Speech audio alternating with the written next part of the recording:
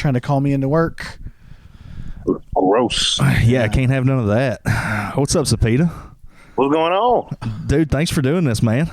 Hey, thank y'all for having me. Absolutely. Welcome to the Partially Cooked podcast. For anybody watching this for the very first time, what this show is every month we get 5 comedians and we interview them, try to get them to reveal some personal information about their lives. And at the end of the month, we use that personal information for a knockdown, no holds barred roast battle live at the Joint Comedy Theater. Yeah. This week, we are welcomed by Tulsa's very own, very funny Cepeda Cheeks. Cepeda, Hello. Welcome. I've seen your name across the interwebs, but I don't think we've crossed paths. Oh, well, hey. There we are. Nice to kind of meet you. We're going on a walk with you. It looks like. Oh yeah. So yeah, I took my son to the park today. Nice. And while he playing, I'm like, well, your dad has a podcast to reveal personal information that other grown men are told him about in a couple days. Career stuff. Yeah. Excellent. So he's out playing, and you're just getting your steps in. Right. Absolutely. See. Gotcha. You get me. Nice. Cepeda, what do you do for work outside of stand-up? So I work communications at Whirlpool. I'm a communication specialist and correspondent like for the NPR. Jacuzzi place? What's up? Like the jacuzzi place, Whirlpool? Oh, well, yeah, they make jacuzzis. Of that our factory, they make ovens. They make so much. I didn't know that. Okay. Whirlpool Yeah, they make all types of appliances. Okay, cool. And your communications for them, what does that entail? I make all of anything, information, news, whatever comes from big corporate or employees need to know. I'm the one that generates all that, handles all the needs of staff, upper people. Hey, we need to communicate this to employees. I'm the one that does it. Gotcha. Okay. Sounds very important. Yeah, it does sound. You got a big boy job. Something like that. Yeah. How old are you, Cepeda? 28. 28. Okay. So you're still in your 20s.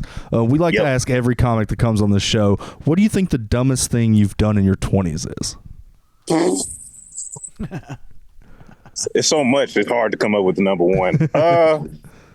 Probably. Love my son to death. Probably.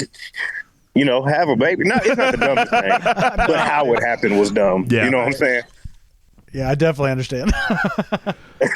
Like that or dark comedy. Fuck. Dark comedy, yeah. That's fair. Yeah, no, I always say I love my son, but I wish I could just freeze him for like 10 years or so. Like, let me be better in life before. Right. Yeah, let me get my shit together. Right. I had my son when I was 19, so I totally get it, man. Yeah, I had mine at 21, so yeah. And I just got to say, like, normally people are like, they get in like their car or they get in like an office and there's always a delay, but this is magically clear and there's almost no delay. Hey, outside got the best service. Yeah, what phone service are you using, man? I need to switch. Shoot, T-Mobile. I think they suck. But well, it's working today. They're on the ball, dude. This is excellent, dude. Okay, so how long have you been doing stand-up, Cepeda? 3.5 years now. 3.5 years. Well, you've made some waves in a short amount of time. Trying my best. Heard of you all the way over in Little Rock, so that's impressive. In those 3 years, what would you say is your biggest time? The time on stage that was your biggest bomb that stands biggest bomb. I definitely had some big ones. I say my biggest one. I did this show, and it was like in Tulsa. It was like a little local spot, local bar. Real, and like the on the door it said, it said like no colors. I think it was like motorcycle gang type stuff. You know what I'm saying? Give me 1 second. I'm on the phone. Oh, okay, my bad then. He wasn't talking to me, but no, yeah. I think so. That one, I walked in, I go into it, and I have this joke. I talk about Papa John. Have you ever heard about like when Papa John said the N-word? Yeah. So I have this joke about that. And this lady, I was talking about like, Papa John said the N-word. I love that, and this lady goes, I say it. And then my lady front row. A lady that doesn't look like she should say it, I'm guessing.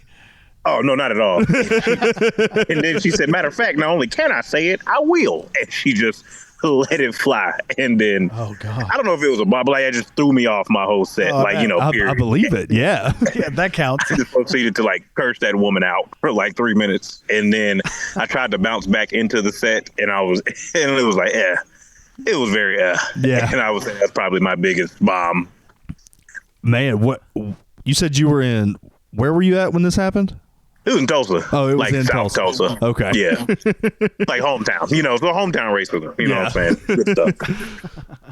Damn, that would be hard to it would be hard to recover if somebody said it during my set. Like, right. Yeah. I know, generally in the back, I was like, no, Cepeda, you're a professional. Don't let this affect your, yeah. I was really trying my best. Yeah, but she used a hard R. I can't stop thinking about it. The hardest. You had to hear it. It was the hardest I've ever heard in my life. So do you think this is a really dumb question that just came to mind. I'm going to ask it anyway. Do you think that it was harder to deal with that, or would it have been harder to deal with like the Will Smith slap? Like, which one do you think is the hardest to stay professional in? Because I feel like both of those situations are like, it's going to be very difficult to remain a professional. If somebody hits me, professionalism is no longer. Yeah. It's one thing. Listen, words are words at the end of the day. Like, words are words. Words will bounce off of me. And but somebody hit me, the set's done. Like, that's the light, if anything. Yeah. They're about to get the light. They're about to see the light. Yeah. All right. So what do you think the dumbest purchase you've ever made has been? Oh, I'll tell you right now. I already know. I spent $700. This is when I was in the Army. I spent $700 on a pair of shoes. Oh, wow. Were they like uniform boots or just regular shoes? Pair of Jordans, like pair of Jordan 12s. Yeah. Wow. So $700. You can't even wear them in uniform. Them things gone now. I don't even know where they are now. Yeah. I don't, in a waste of $700. Damn. I was 18, 19 years old. When you go to basic training and you're there, and the second you graduate AIT and you get that check that you hadn't been spending for a while, and you're 18, 19 years old, you're like, shit, what can I spend this on?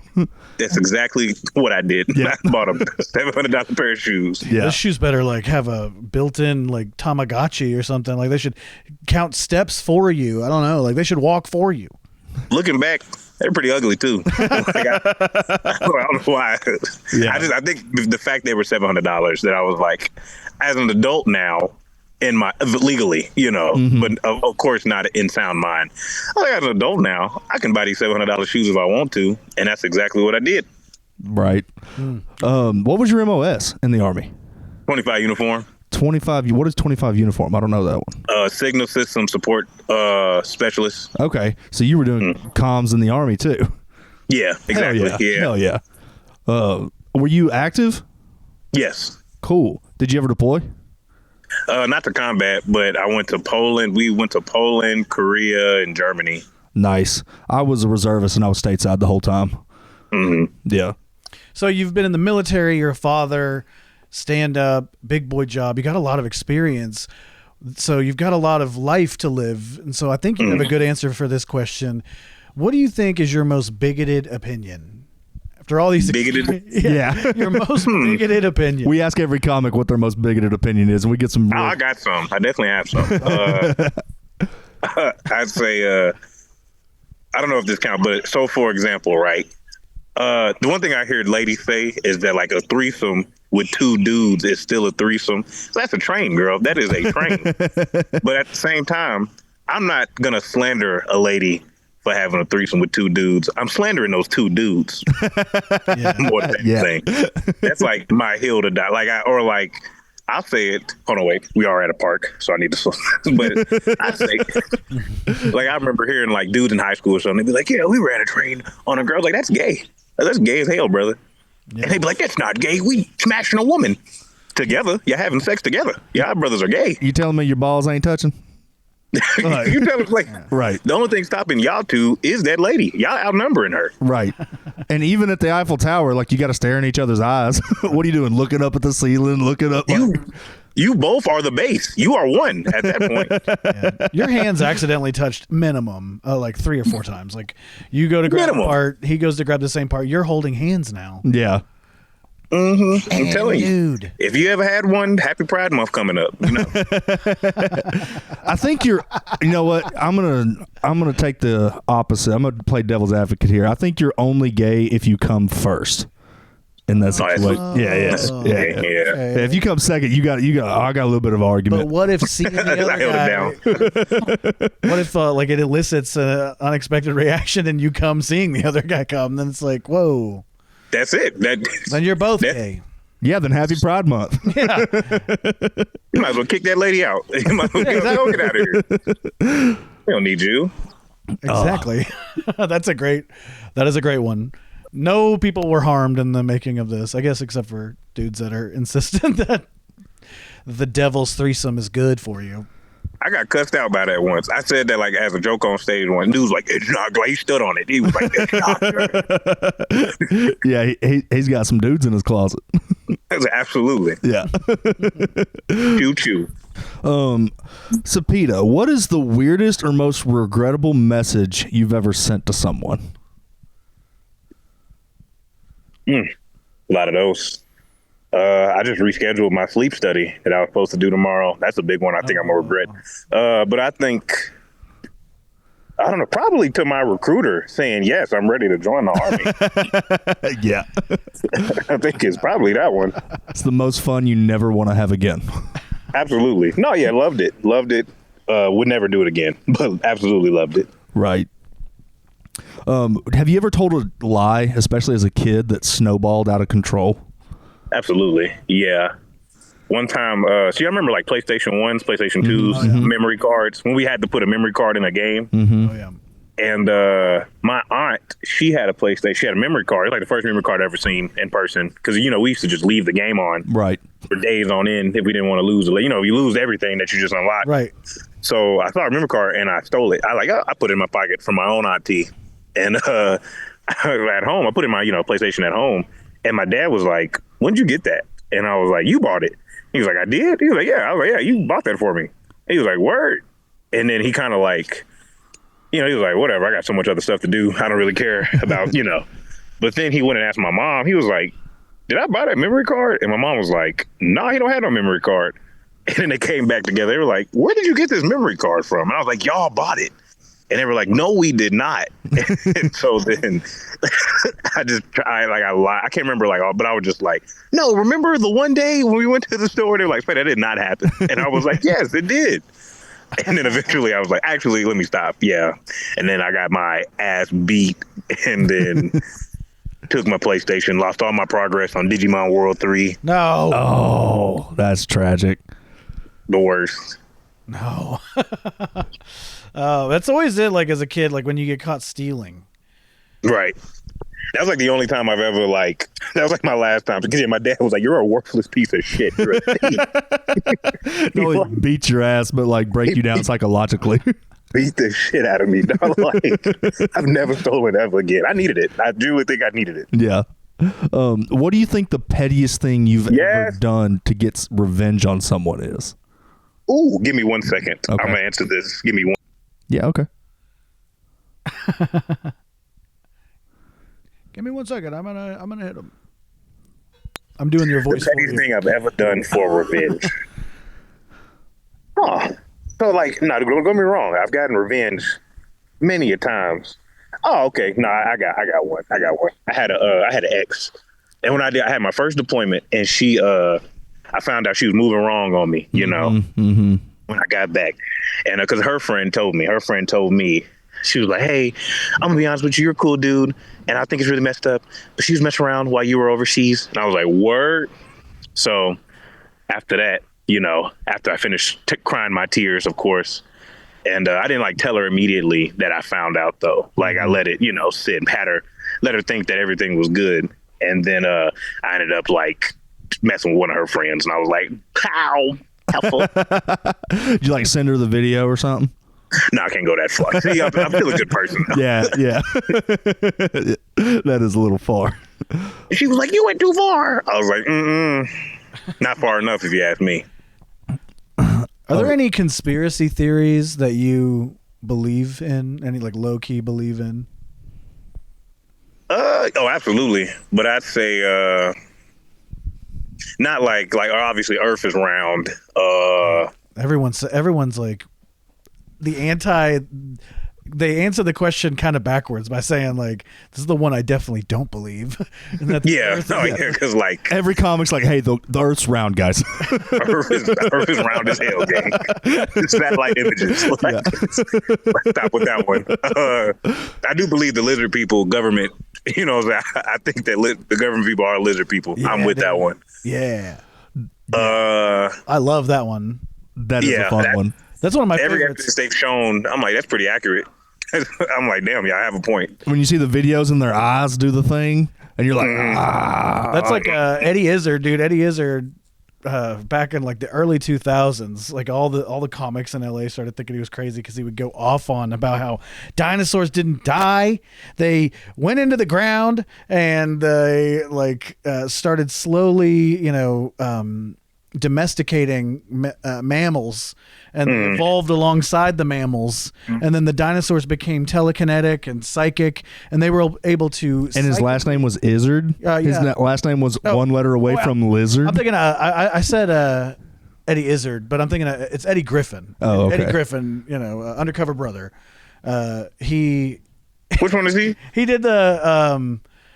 He's got like a huge, giant mouth. It's like he's got a huge. Was he the skinny dude? Yeah, skinny dude, really short. And he did a special called like Funkadelic, something like that, special where he climbs the curtains. He does a joke where he's like, Edison was on cocaine because you have to be on cocaine to invent the telephone. He's like, I wish I could talk to someone that ain't even here. It's like one of the funniest jokes. Yeah. But he goes off on a tangent about how dinosaurs evolved side by side with mammals and developed psychic powers to like manipulate our reality, and they could change the way that we perceive them.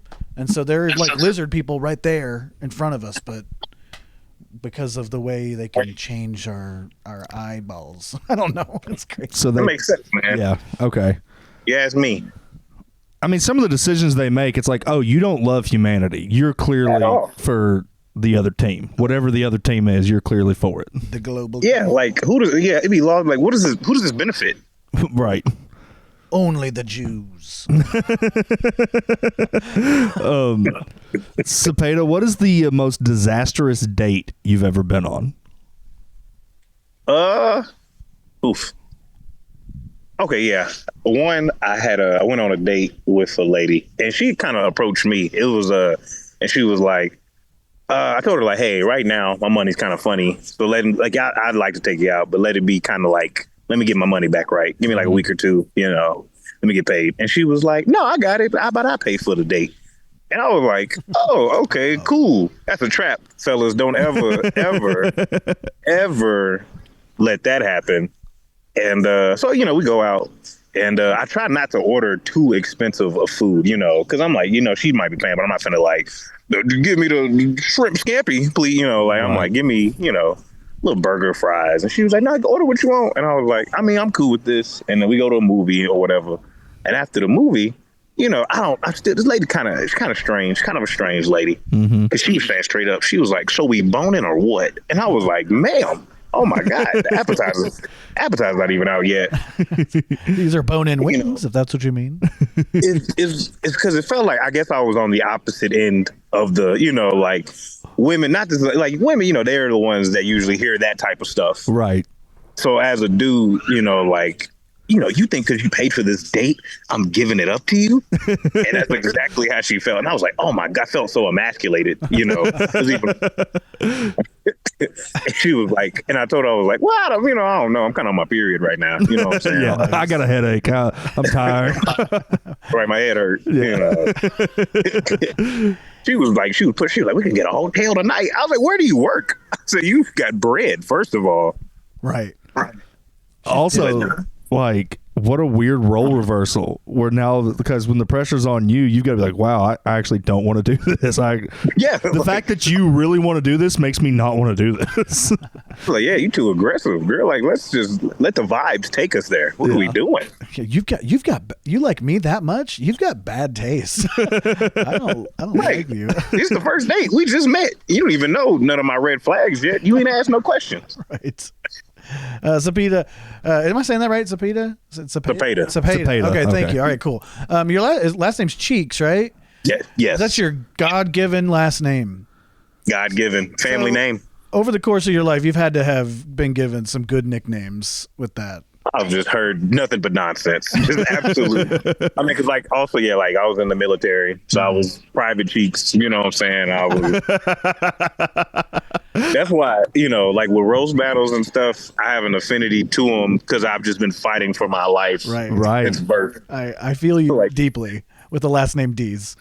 I've heard it all. Yeah. After a certain point, I'm like, give me some space. Have some respect for my damn name. That's hilarious. Okay, so we like to ask comics this question. In 3 years, you probably loved stand-up much before you started it. So we like to ask, who would be on your Mount Rushmore of comedy? And it's not necessarily who you think is the best, but who's influenced you the most? As far as the top 4 comics in your life that you love the most. We go back. Period, or people I've met, or just in both. Yeah, just dead or alive. Yeah, dead or alive. Yeah. Patrice O'Neal. Very good. Great Patrice answer. O'Neal, Dave Chappelle, Bernie Mac. Oh, okay. I haven't heard Bernie Mac yet. I love Bernie Mac, man. I love him to death. And number 4 is so many that I could put. Those are my top 3 you know what I'm saying? I know for a fact those are my top 3. And then my number 4, it's a mixture of, I'd say, my son chasing a rabbit. I want to say Eddie, but I can't say. I want to say either Richard, Eddie, or I'd put Bill Burr. I love Bill Burr. His delivery, how he that set where he went in, they were booing the fuck. I love. That's one of my favorite. Wasn't that in Philly when he just went off and starts he's like, I got 8 minutes, I got 7 minutes.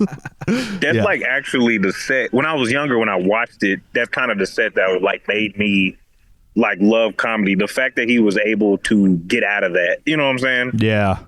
So I want to say, Zach, get that? No. Sorry, but I say, did he catch the rabbit? No, he did. The rabbit ran over the fence. And he tried to hop over it. And I was he's gone, bro. Let him go. But I'd say, Dave, Patrice, Bernie, Bill Burr. Yeah. Gotcha. That's a great 4. Yeah, that's a good Mount Rushmore. Alrighty. Let me ask you this. What is the most embarrassing thing you've ever cried about that wasn't worth the tears? I cried the other day at my homeboy's baby shower. Okay. Had a baby girl, and I was, because I had my son very young, so I was the only one that had a kid in the friend group for the longest. Yeah. And I was just finally, I'm not alone. I was crying more about that than the birth of this child. Yeah. I will not suffer by myself. That's a great answer. Oh man, dude. So Tulsa, you go. What are some of the cities you've been to besides Tulsa? I know I've seen you in Fort Smith, Fayetteville, right? Have you ever been to Little Rock? No, this would be my first time in Little Rock. All right, dude, that's awesome. I'm excited to have you. I've been to Wichita, St. Louis, Dallas, St. Louis, Joplin, Lawton, Oklahoma City. I do them a lot. Where else? I've been around. I know the first time. Mountainburg, Arkansas? Mountainburg? I don't. Do you know where that's at? Yeah, it's up kind of between Fort Smith and Fayetteville. Maybe a little further north than Fayetteville, but. Okay. I did a show out there once. It's crazy. I thought I was going to die, but we made it through. They liked me, actually. Nice. A lot of the Midwest, though. It was crazy because we had a comic drop out almost kind of last minute, not really. It was like a week ago, and I made a post. I was like, I need a comic on this roast battle, and it was like 6 minutes went by, and you messaged me. It was like yes, and I was excited. I was like, and it's a good comic. I was like, yes, this is good. I know. Coming together. When Seth told me that you messaged him, I was like, hell yeah, because I did that show with you. I don't know if you remember at the Swanky Steakhouse / Cigar Lounge in Wellington's, right? Yes, that was a fun show. You killed it up there, man. You did too, man. It was a great show. Fuck yeah. Well, do you have any shows that you'd like to hype up before we let you get out of here and spend some time with your kid? Oh yeah. Well, the roast battle that's coming this Thursday. In Tulsa, I'll be doing the Vanguard the next Thursday. I'll be in OKC that Friday. I'll be in Joplin with Parker Willis that Saturday. Oh, hell yeah. Hell yeah, for Pup Laugh. Lawton with Big A from Dallas. And then, I'll be at the Bricktown Comedy Clubs. And then next month in May, I'm hosting a show. It's like a little improv show called Comedy Therapy, where me, a couple other comedians, we're going to be acting as therapists. And, we're going to get crowd members to, hey, come up. I'm going to tell them, hey, we're unlicensed, though, so don't be coming up here with some too deep shit. Right. But, we're going to, use comedy as therapy. We'll just joke around, have a good time. Oh, that sounds and fun. We're going to have actual licensed therapists there present to give actual actionable advice, though, after we're done joking, Yeah. Oh, that's a great idea for a show, man. That sounds really fun. That'll be May 16th next month. Nice. Well, I hope you enjoy the rest of your day. Thank you so much for taking some time.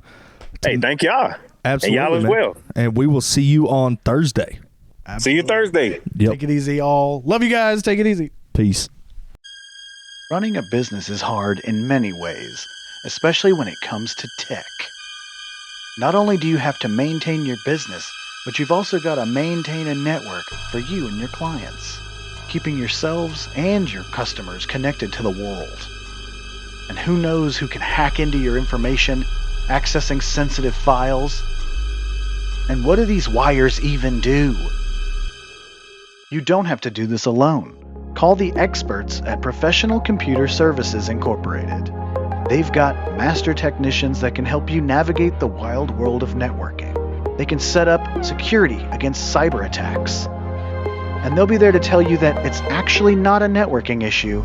We're being attacked by a foreign entity, and it's the end of the world. Time to bug out. IT doesn't have to be scary. Call Professional Computer Services Incorporated.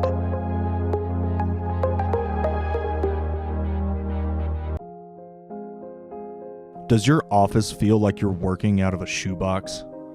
Does your workspace feel as cramped as a sardine can? Are you juggling work and clutter, literally? You don't have to take drastic measures. With Nabholz Properties, space is no longer an issue. Check out this beautiful office space they have available right now in the Argenta Arts District in downtown North Little Rock.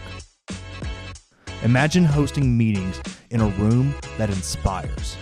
Now imagine enjoying the view while closing your next big deal. At Nabholz Properties, success has room to stretch out.